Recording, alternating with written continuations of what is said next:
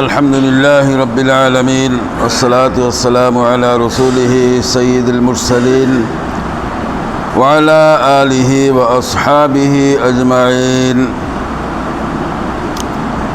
মহান রব্বুল আলামিনের দরবারে শুকরিয়া, যিনি আমাদেরকে ফজরের নামাজ আদায় করে কোরআন শোনার সুযোগ করে দিয়েছেন। কোরআন আল্লাহ তাআলার সর্বশেষ আসমানি কিতাব, সর্বশ্রেষ্ঠ এই বাণীতে মানব জাতির জন্য রয়েছে হেদায়েত, পথ নির্দেশনা, হক এবং বাতিলের পার্থক্যকারী আল কোরআন। এর থেকে মানুষ শিক্ষা গ্রহণ করলে মানুষ আলোর পথ পেতে পারে এবং যার গন্তব্য হবে জান্নাতুল ফেরদাউস। আল্লাহ তাআলা কোরআনুল কারিমে এই ধরনের তথ্য দিয়েছেন। আমরা কোরআন বুঝবার জন্য আমরা চেষ্টা করি, যদিও আমরা সংক্ষিপ্ত অনুবাদ করে যাচ্ছি। যদি কোনো বিষয় বুঝে না আসে, প্রশ্ন করেও আমরা জেনে নিতে পারি। সূরা আর-রুম এর ৪র্থ রুকু ২৮ আয়াত থেকে ২৮ আয়াত, সূরা আর-রুম এর ২৮ আয়াত থেকে। أعوذ بالله من الشيطان الرجيم بسم الله الرحمن الرحيم ضرب لكم مثلا من أنفسكم هل لكم مما ملكت أيمانكم من شركاء فيما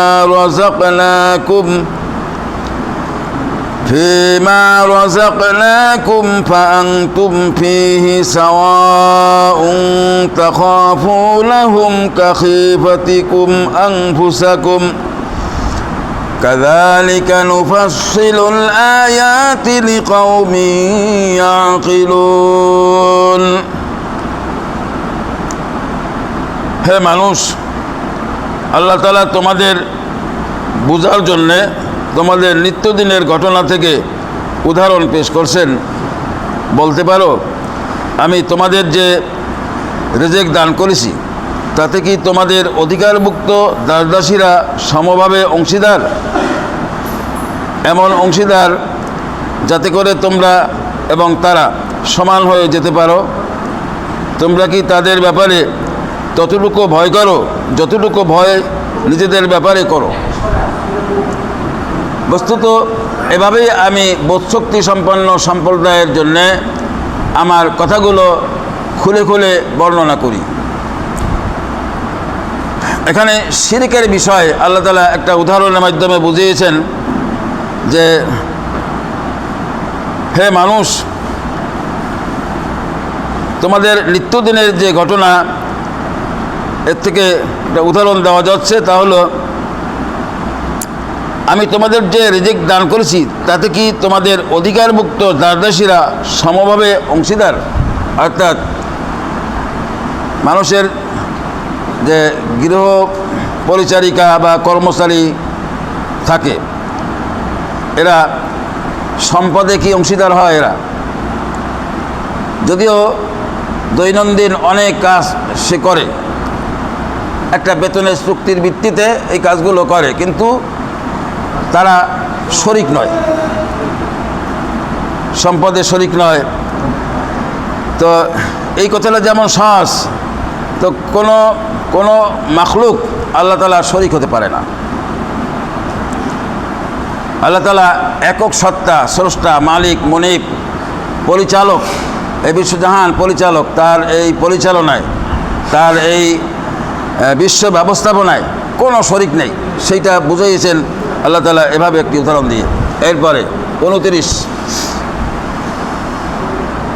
بل اتبع الذين ظلموا أهواءهم بغير علم فمن يهدي من أضل الله وما لهم من ناصرين। কিন্তু যারা সীমা লঙ্ঘনকারী, তারা অজ্ঞানতাবশত নিজেদের খেয়াল খুশির অনুসরণ করে রেখেছে। অতঃপর আল্লাহ তাআলা যাকে গোমরাহ করে দিয়েছেন তাকে কে হেদায়েতের পথ দেখাতে পারে? এমন সব লোকদের জন্য কোনো সাহায্যকারী নয়। এখানে আল্লাহ তাআলা বুঝিয়েছেন যে বালিত্তাবাল্লাযীনা যালামু, যারা জুলুম করে। জুলুমটা হলো এই বিশ্বজাহান আল্লাহ তাআলা শুধু সৃষ্টি করেই ছেড়ে দেন নাই, এই সুন্দর ব্যবস্থাপনা আল্লাহ তাআলা করে দিয়েছেন। এই জন্য আল্লাহ তাআলা অভিপ্রায় ব্যক্ত করছেন এভাবে, কাইফা তাকফুরুনা বিল্লাহি ওয়া কুনতুম আমওয়াতান ফাআহইয়াকুম সুম্মা ইউমীতুকুম সুম্মা ইউহয়ীকুম সুম্মা ইলাইহি তুরজাউন। তোমরা কিভাবে আল্লাহ তাআলার সাথে তোমরা কুফরি করতে পারো? তোমাদের তো কোনো অস্তিত্ব ছিল না, আল্লাহ তাআলা অস্তিত্ব দান করেছেন, তোমাদেরকে মৃত্যু অবস্থা থেকে জীবন্ত করেছেন, আবার তিনি মৃত্যু ঘটাবেন, আবার তিনি তোমাদেরকে জীবন দান করবেন, এরপর তোমরা তার কাছে হাজিরা দেবে। তো এই যে ব্যবস্থাপনাটা তোমরা কিভাবে সীমা লঙ্ঘন করতে পারো, কুফরি করতে পারো? তো যারা কুফরি করে তারা মূলত জুলুম করে। আল্লাহ তাআলা সেজন্য বলছেন, যারা সীমা লঙ্ঘনকারী, যারা জুলুম করেছে নিজেদের উপর, তারা কোনো এলেম ছাড়াই নিজেদের খেয়াল খুশির অনুসরণ করে। এখন খেয়াল খুশির অনুসরণটা যদি আমরা একটু চিন্তা করি, যেমন মানে অনেক ক্ষেত্রে আমরা ধর্মের দিক দিয়া পরিপূর্ণরূপে আমরা মুসলিম। ইসলামী লেবাস বলতে যা বোঝায়, দাড়ি, টুপি, লম্বা জামা, তারপরে নারীদের পর্দা পুশিদা, একটু হালাল হারাম বিশ্লেষণ করে চলা, এরপরে নামাজ নিয়মিত আদায় করার পরও তাহাজ্জুদ গুজারি পর্যন্ত আছে। তো এসব ক্ষেত্রে সংমিশ্রণ করে অনেক ক্ষেত্রে সামাজিক রসম রেওয়াজ, মানুষের আমল আকিদা এর সাথে সংমিশ্রণ করে। আরও যদি কথা পরিষ্কার করে বলতে হয় যে আমরা জানি ইসলাম একটি পূর্ণাঙ্গ জীবন বিধান, পূর্ণাঙ্গ জীবন ব্যবস্থা। তো এর মধ্যে কোনো অপূর্ণতা নাই, অপূর্ণাঙ্গ অবস্থা নাই। কোনো ক্ষেত্রে যদি আমাদের প্রয়োজনে ইসলাম ছাড়া অন্য কোনো রসম নেওয়াজ, কোনো আকিদা যদি আমরা পোষণ করি, তা সেটাও জুলুম, সেটাও কুফরির মধ্যে গণ্য। তো আল্লাহ তাআলা বলছেন যে এই খেয়াল খুশি অনুসরণ, মন চায় জিন্দেগি, এই অবস্থাটা যাদের, তাদের কোনো আমল আল্লাহর দরবারে গৃহীত হবে না, এবং হেদায়েতের পথ তারা হলো এক ধরনের গোমরাহ, তারা। যেমন বলা হয়েছে, অমাইয়াশু আন যিকরির রহমানি নুকাইয়িদ লাহু শাইতানান ফাহুয়া লাহু কারিন ওয়া ইন্নাহুম লায়াসুদ্দুনাহুম আনিস সাবিলি ওয়া ইয়াহসাবুনা আন্নাহুম মুহতাদুন। সূরা যুখরুফ এর আয়াত আমি পড়লাম। এখানে আল্লাহ তাআলা বলছেন যে রহমানের জিকির তথা কোরআনুল কারীমের আরেক নাম হলো জিকির, রহমানের জিকির থেকে যে মুখ ফিরিয়ে রাখে। আল্লাহ তাআলা কি বললেন, কোরআনে কি বলা আছে, এই বিষয়ে সে ধার ধারে না। তো এইরকম একটি অবস্থার ভিতরে যদি চলে, তাহলে তার জন্য এক শয়তান নিয়োগ করা হয়, এক শয়তান নিয়োগ হয়ে যায়। নুকাইয়িদ লাহু শাইতানান ফাহুয়া লাহু কারিন, সে তার বন্ধু হয়ে যায়, নিয়োগকৃত শয়তান তার বন্ধু হয়ে যায়।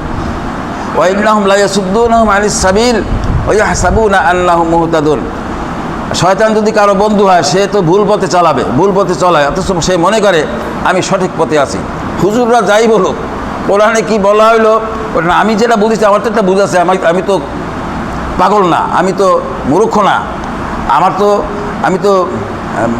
তো জ্ঞান আছে। কাজেই আল্লাহ তাআলা দয়ালু, ওটা আল্লাহ তাআলা পার করে দেবেন। এই সব ক্ষেত্রে শয়তানের নিয়োগকৃত শয়তান তাকে ভুল পথে চলায়, সে মনে করে আমি সঠিক পথে আছি। যদি এরকম কেউ মনে করে, তার সে জীবনেও সংশোধন হওয়ার কারণ সুযোগ থাকে না। এই লোকেরা হলো গোমরাহ, আর এদের কোনো সাহায্যকারী নাই। এরপর 30, ফাকিম ওয়াজহাকা লিদ-দীনি হানিফা ফিতরাতাল্লাহি ফাতারান নাস আলাইহা লা তাবদীলা লিখালকিল্লাহ যালিকাদ দীনুল কাইয়্যিম ওয়ালাকিন্না আকসারান নাসি লা ইয়ালামুন। অতএব হে নবী, তুমি নিষ্ঠার সাথে নিজেকে দ্বীনের জন্য কায়েম রাখো। ওয়াজহাকা লিদ-দীনি হানিফা, দ্বীনে হানিফ, নিষ্ঠার সাথে দ্বীনে কায়েম রাখো। আল্লাহ তাআলার প্রকৃতি হচ্ছে যার উপর তিনি মানুষকে পয়দা করেছেন। মনে রেখো, আল্লাহর সৃষ্টির মাঝে কোনো রদবদল নেই। এই হচ্ছে সহজ সরল জীবন বিধান, কিন্তু অধিকাংশ মানুষ তা জানে না। কোনো মানব শিশু যখন মাতৃগর্ভে আসে, মাতৃগর্ভে যখন কোনো মানব শিশু যখন আসে, আপনার 120 দিন পার হওয়ার পরে ফেরেশতার মাধ্যমে আল্লাহ তাআলা রুহু ফুঁকে দেন, এবং একটা পূর্ণতা আসার পর এই যে ফিতরাত, আল্লাহ তাআলা এই ফিতরাতের ব্যাপারে আরও বলার কথা হলো, ওই যে সে কথা আমরা একটু স্মরণ করি যে আলাস্তু বিরব্বিকুম। আল্লাহ তাআলা রুহু জগতে প্রশ্ন রাখলেন, আলাস্তু বিরব্বিকুম, আমি কি তোমাদের রব নই? আমরা আদম আলাইহিস সালামের উপস্থিতিতে সেখানে সকলে সমস্যারে বলেছিলাম, ক্বালু বালা, হ্যাঁ আপনি আমাদের রব। আল্লাহ তাআলা বলছেন যে শাহিদনা ইয়াউমাল কিয়ামতি আন তাকুলু আন হাযা গাফিলিন। এই ব্যবস্থা এই জন্য করা হয়েছে যাতে তোমরা কিয়ামতের দিন বলতে না পারো এই বিষয়ে কিছু জানতাম না। আল্লাহ যে রব, এই বিষয়টি এখানে বোঝানো হয়েছে যে ফিতরাত, এই দিনের উপরে, ইসলামের উপরে, কি খ্রিস্টান হোক, কি হিন্দু, কি বৌদ্ধ, কি মাজুসি, যে কোনো পরিবারের সদস্য হোক, মাতৃগর্ভে জিবরাইল আলাইহিস সালামের মাধ্যমে রুহু ফুঁকে দেওয়া হয়। মুসলিম সমাজ হলো যে যখন শিশু ভূমিষ্ঠ হবে তখন ডান কানে আজান, বাম কানে একামাত শোনানো হবে। তা আজান আর একামাত নামাজটা হলো না, এই নামাজটা হলো তার বিদায়ের সময় যে জানাজার নামাজ। তো এই ফিতরাতে আল্লাহ তাআলা একই নিয়মে সকল মানব শিশুকে আল্লাহ তাআলা এই পৃথিবীতে পাঠান। যার যার যে ধর্ম সেই ধর্মে অনুসারী হয়ে যায় স্বাভাবিকভাবে। অমুসলিম থেকে ইসলাম গ্রহণের ব্যাপারে কিছু মানুষ ইসলাম গ্রহণ করে বুঝে শুনে, বাই চয়েস, আর আমরা মুসলিম হলাম বাই চান্স। জন্মসূত্রে মুসলিম, নামাজ পড়া হোক আর নাই হোক, ইসলাম মানা হোক আর নাই হোক, আমাদের মুসলমানিত্ব থেকে বাপ কিংবা দাদা ভালো একটা নাম রেখেছে, ছিল মুসলিম নাম, কিন্তু পারিবারিক একটা ডাক নাম হলো বল্টু বা এই ধরনের কোনো কিছু নাম রাখা হলো। তো যা হোক, আল্লাহ তাআলা সে কথা এখানে বুঝিয়েছেন যে নিষ্ঠার সাথে নিজেকে দ্বীনের জন্য কায়েম রাখো। আল্লাহ তাআলার প্রকৃতি হচ্ছে যার উপর তিনি মানুষকে পয়দা করেছেন। আর মনে রেখো, আল্লাহ সৃষ্টির মাঝে কোনো রদবদল নেই। এই হচ্ছে সহজ সরল জীবনবিধান, কিন্তু অধিকাংশ মানুষ তা জানে না। মুনিবিনা ইলাইহি ওয়াত্তাকুহু ওয়া আকিমুস সালাতা ওয়া লা তাকুনু মিনাল মুশরিকিন। তোমরা একনিষ্ঠভাবে তারই অভিমুখী হও এবং শুধু তাকেই ভয় করো। তোমরা নামাজ প্রতিষ্ঠা করো এবং কখনো মুশরিকদের দলভুক্ত হইও না। আল্লাহ তাআলার মনোনীত একটি দল আছে, সেই দলের নাম হলো ইসলাম। আল্লাহ তাআলা মনোনীত যে দল, এই দলকে বলা হয় হিজবুল্লাহ। হ্যাঁ, সূরা মুজাদালার মধ্যে রয়েছে হিজবুল্লাহ। আর অন্যান্য যত দল আছে যার মধ্যে আল্লাহর আইনের অনুপস্থিতি, আল্লাহর আইনের কোনো প্রতিশ্রুতি নাই, সেগুলো হলো হিজবুশ শাইতান। তাও সূরা মুজাদালার ভিতরে শেষ রুকুতে রয়েছে, আপনারা দেখে নিতে পারেন। হিজবুল্লাহ আর হিজবুশ শাইতান। তো হিজবুশ শাইতান যত আছে, যেই সমস্ত দলের ভিতরে কোরআন নাই, কোরআন অনুপস্থিত, এই দলগুলো হলো মুশরিকি দল। বলা হয়েছে যে ওয়ালা তাকুনু মিনাল মুশরিকিন, এবং কখনো মুশরিকদের দলভুক্ত হয়েও না।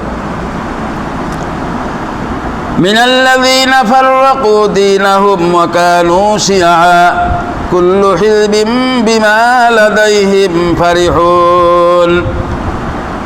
তাদের মাঝে এমনও মানুষ আছে যারা তাদের দিনকে টুকরা টুকরা করে দিয়েছে এবং তারা নানা ফিরকায় পরিণত হয়ে গেছে। প্রত্যেক দলই নিজেদের কাছে যা কিছু রয়েছে তা নিয়ে খুশি।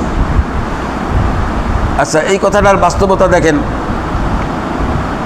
এই যে বিভিন্ন দল, বহু দল, ইসলামিক নামেও বহু দল আছে না? ইসলামিক দল আমাদের বাংলাদেশে বহুত আছে। এর ভিতরে মনে করেন বিশেষ করে তাবলিগ জামাত সেই প্রতিষ্ঠাকাল থেকে একসাথে একসঙ্গে চলছিল। এই কয়েক বছর হলো এর ভিতরেও ফেরকা তৈরি হয়ে দুটো দলে ভাগ হয়েছে, মারামারি হয়েছে, লোক নিহত হয়েছে, গুরুতর আহত হয়েছে, বাসের লাঠি নিয়ে মারামারি। আপনারা দেখছেন না এই 3-4 বছর আগে? এরপরে বহু দল এবং যে কোনো যে দলের অনুসারী সেই দল নিয়ে সে খুশি।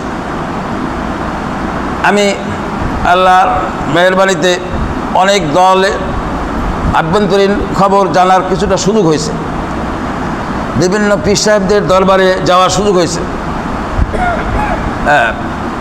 তো বিভিন্ন পীর সাহেব দল তারাও দাবিদার যে আমরাই হলাম খাঁটি। আমি মানিকগঞ্জ LLB পীর সাহেব মানিকগঞ্জ, সেখানে একাধিকবার আমার যাওয়া হয়েছে।